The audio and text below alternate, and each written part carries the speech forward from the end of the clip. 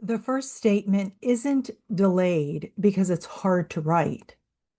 Most organizations have communications professionals who can produce a holding statement within minutes. The words are not the problem. The draft exists. Sometimes it has existed for hours. What does not exist is the authority to release it. I'm Anne-Marie Hurk. I work with leadership teams on decision authority during cyber incidents when public pressure moves faster than verification. When an incident begins, communication teams move quickly.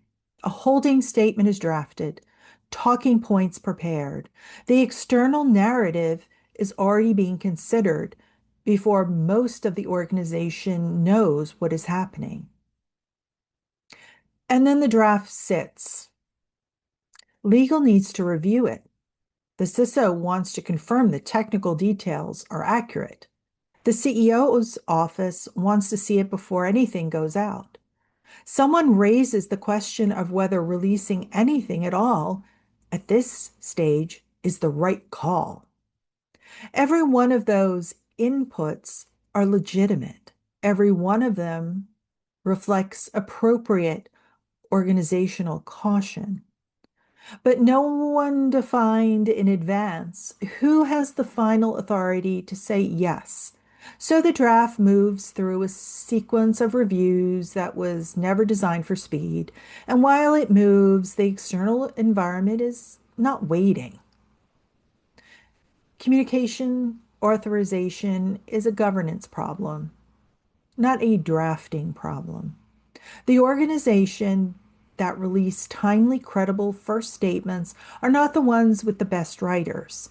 They're the ones where the authorization chain was defined before the incident, where it was clear, explicitly, in writing, tested in advance, who could approve a holding statement under what conditions, within what time frame.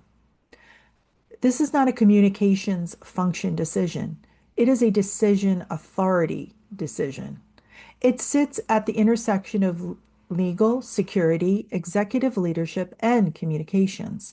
And because it sits at that intersection, it tends to fall through the gaps in organizational planning.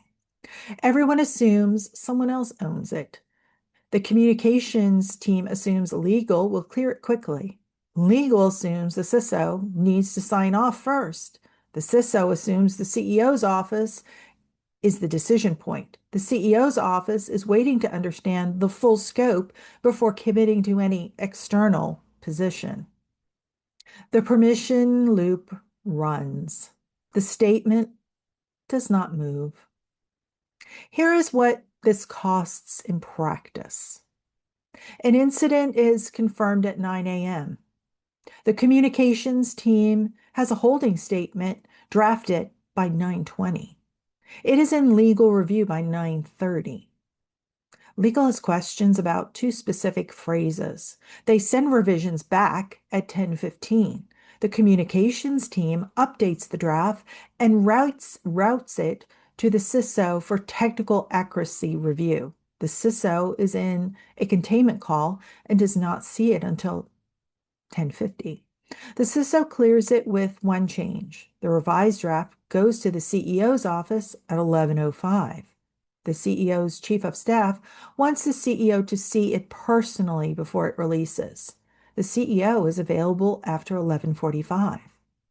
The statement goes out at noon, 3 hours after the incident was confirmed.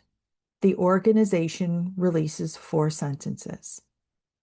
In those 3 hours, a journalist has published a story based on what they could confirm independently.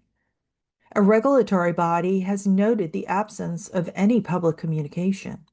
Internal staff have started sharing information informally because nothing officially has come from leadership. The statement that finally releases is accurate. It is also late. And late in a crisis carries its own meaning. The delay was not caused by bad writing or bad judgment. It was caused by an authorization chain that was never defined for speed. It's not a drafting problem. It's an authority problem.